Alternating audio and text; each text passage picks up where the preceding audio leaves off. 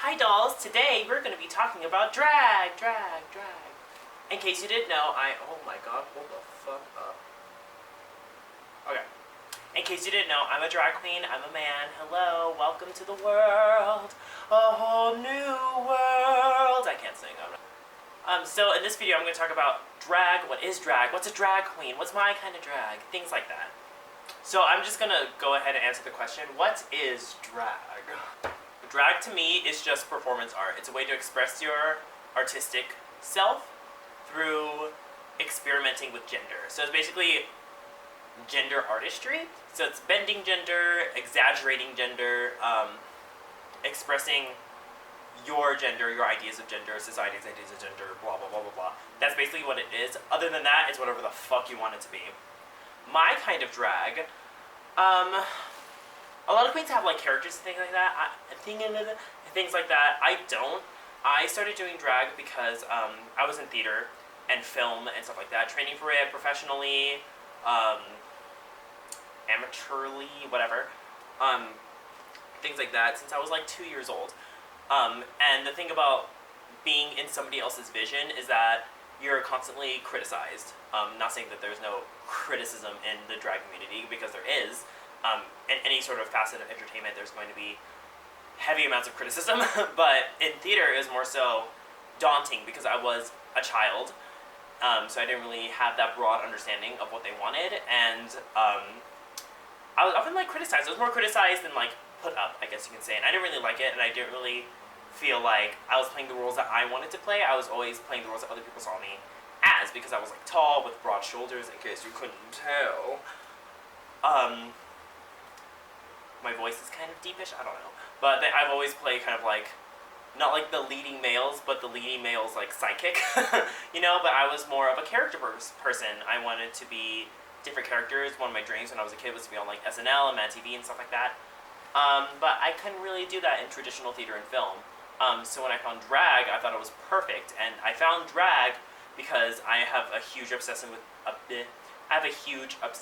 Britney Spears, and you know, learning everything you can about her, obsessing about her. I found impersonators and celebrity impersonation, and I thought that was so cool. Derek Barry obviously was the first person that really kind of like made me think, oh, I can actually make my obsession into a career, my obsession with Britney Spears, and I wanted to be a Britney Spears impersonator, and I wanted to one-up Derek Barry, and I didn't even snap. That was so underwhelming. But I wanted to kind of be like the new age Derek Barry and all that nonsense. Which isn't that hard to do, I'm kidding. Oh, okay. Anyway, so that's why I initially started doing more drag things. I played female characters in the past in theater productions because I kind of have like a higher voice, I was more femme. So I played a lot of like funny female characters like once or twice, but I never really did anything that was serious. So I really wanted to be a Britney Spears impersonator. But Sharon Needles won RuPaul's Drag Race, and that kind of showed me that I didn't have to fit into a kind of like a facet. I didn't have to be like a campy Lady Bunny type queen. I didn't have to be like a glamazon, you know what I mean? I could be whatever I wanted to be, is what Sharon Needles kind of taught me. So I was like, oh, that's really cool. That's kind of someone who's a little more goth, believe it or not. As someone who's like a little more goth into like horror movies and like rock music. I was kind of like, I kind of wanted to do more kind of that kind of drag, and I still kind of do occasionally. But so I was like trying to like create a character, whatever, but I still wanted to be a Britney Spears impersonator initially. And in most female impersonation shows, when they do celebrities, they have the male name, like Chad Michaels, like Derek Barry. They have their male names because they want to emphasize the fact that these characters are played by men. So I was like, okay, I'll just keep my name, because I couldn't think of a name. I thought of 20,000 million names. It changed every week. I was like, I'm just going to keep my name and deal with it. I mean, it's already like an androgynous name anyway, so I don't go the celebrity impersonation route. I'll still have like a femme name that everyone thinks is a dragon anyway, but it's not. It's my actual name. Thank you. But when I started actually performing in drag, I started out in a competition, Drag Survivor, at OCH here in Austin, Texas. And I really wanted to show like diversity, and I've been a cosplayer for 8 years, so I had all of these costumes of characters that I have. Like I had like Ariel and like a bunch of other ones. I had a bunch of costumes. They were already cosplays, so I was like, okay, that's really cool, so I could do characters for the challenges. And what people started telling me is that I looked like a Barbie, like a Monster High doll, and I looked like a Barbie. And people started calling me Barbie, started calling me Pop Princess, because I wanted to win the competition, obviously. So I didn't do like rock music. I was like, I can do all that later. Right now, I kind of want to just kind of please the crowd. So I did more like high energy numbers. I danced with like pop music, mostly Britney Spears, because I like Britney Spears. So they started calling me like Pop Princess, because I was doing like Disney and like pop songs. And I was like, that's really interesting. And then Cynthia Lee Fontaine was the one that started calling me Barbie. So I was like, oh, Barbie, that's interesting. And I just kind of started basing my whole aesthetic around Barbie, because what is Barbie? Barbie is everything and anything she wants to be. She takes on different careers, different characters. So I was like, okay, that could be like a central point, and then I could branch off of that and do kind of like the different characters and the different personas and the different things I want to do, other than just like performing in bars, like making videos and like cosplaying and doing different types of things other than just traditional drag, if that makes any sense. So that's kind of like what I've been doing. I consider myself kind of a character queen. I really like to dive into different characters and really kind of embrace that as much as I can. I can do really like fishy makeup, like right now, look how fishy I am. Oh shit. Or I can do kind of like heavier makeup. I could do campy numbers, anything like that. I really like to diversify myself. I don't like to be caught in one niche. I don't really like to be one category. I like to kind of expand and do everything I want to do. Whatever I'm feeling that particular moment. Now when it comes to like starting out in drag and like a lot of the new girls, and kind of like what I like in a drag queen that isn't me, first and foremost, I don't give a fuck what anybody thinks of me, because it's none of my business, and what I think is nobody else's business about what I think of them. Basically, so what I'm trying to say is that like, what I like about drag and what I appreciate in other drag queens isn't necessarily right or wrong. I'm not saying it's right or wrong, it's just my opinion, what I like to see in drag queen, what keeps me in the audience, what makes me leave. And it's just me, like there are millions of other people that watch drag shows, and there's a million others' opinions, this is just mine. What I like in a drag queen... No, you know what? I'm going to start with what I dislike and end on a high note. What I dislike in a drag queen are the queens that do the same number, the same look, and just, like, I don't know, lazy. Like, not like lazy, but they do, like, the same 5 songs, the same 5 costumes, over and over and over again. And it's just, it's so annoying, it's so boring, I'm so over it.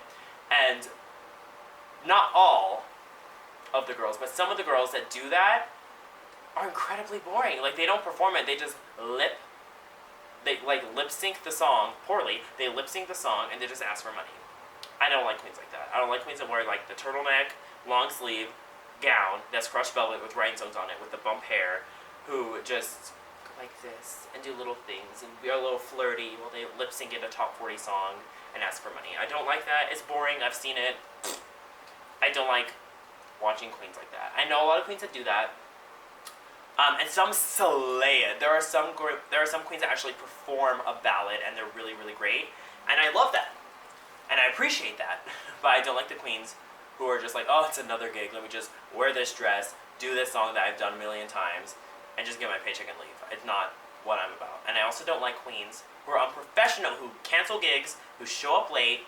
Those are unprofessional queens. I've been told millions of times that I'm not professional because I don't wear nails, because I don't wear long lashes, because I don't wear earrings. And first and foremost, what I wear is dependent on the character that I'm being. I don't give a shit about being pretty. I don't give a shit about being glamorous. Like, to me, I try to convey a character every time I'm on stage, and I'm a different character every time. So what my makeup looks like, and what my makeup looks like, what my hair looks like, what my accessories look like, what my clothes look like, are all dependent on the character that I'm trying to portray. It has nothing to do with my professionalism. It has nothing to do with like who I am as a drag queen and how professional I am and how seasoned I am. It has nothing to do with that. Like I'm not gonna wear earrings if I'm gonna be a little girl, or not earrings, but I'm not gonna wear like long ass nails if I'm trying to be like a little girl. I'm not gonna wear earrings if I'm gonna be like a superhero. You know what I mean? Like there's a time and a place, and there's certain performances that require certain things, and I'm not gonna be wearing earrings every single time. I'm not gonna be wearing nails all the time. I'm not gonna be wearing lace fronts all the time. You know what I mean? Like, it bugs me, and I hate queens that are like, this is what you have to do to be professional, but those are the queens that show up late and cancel gigs and do the same 5 numbers all the fucking time, and I hate it! And they're not, and people may be like listening to this and being like, oh, you mean older queens, like pageant queens. No, honey, there are many girls who are not pageant queens, who are not older queens, that do the same shit. And I'm like, who are you, bitch? Who are you? Now the queens I do like are the queens that are totally opposite of that. Queens who are outside the box. Obviously, I'm a little bit biased. I like queens who are character queens. I like queens who do the kind of same things that I do. Obviously, I have a greater appreciation for them because it's the same thing that I do as well. But in general, I like queens who do different numbers every time, who surprise me, who have a lot of energy on stage, who actually are having fun on stage, and queens who are really creative outside of the box, and just queens who have fun, you know? Oh, I spit everywhere. I'm so sorry. Isn't that fun? Queens who just are actually enjoying what they're doing, and not queens who are just doing it for a paycheck, who are just doing it because they feel obligated to, who are just doing it because they started and they feel like they can't stop and they feel like they owe it. Those kind of queens I don't like. The queens I do like are the queens who are actually excited to actually perform, who are actually doing it not for the money, not for the fame, not for the recognition, but who are doing it for themselves and who have an appreciation for what they're doing. Those are the kind of queens that I like. Those are the kind of queens I hang around. Those are the kind of queens that are in my squad. And for a majority of drag queens, that's how they are. So I really like the drag community. I really like the queens that I surround myself with. And especially the queens here in Austin, because they are very much that. So yeah, that's all I had to say. I keep spilling water on this little fucking froofy thing. I love this. I love this. It's so obnoxious and just cute, and I feel slutty but adorable, which is all I want in life. Thank you guys for watching. Please subscribe to my channel if you're new. Like this video, share it across social media, okay? Tag me in it. I'm on Facebook, Instagram, Snapchat, Tumblr, Facebook, Twitter. It'll all be in the description. I hope you guys like this video, and I will see you guys in my next video. Alright? Okay. Okay, cool. Spilling the tea, hunty.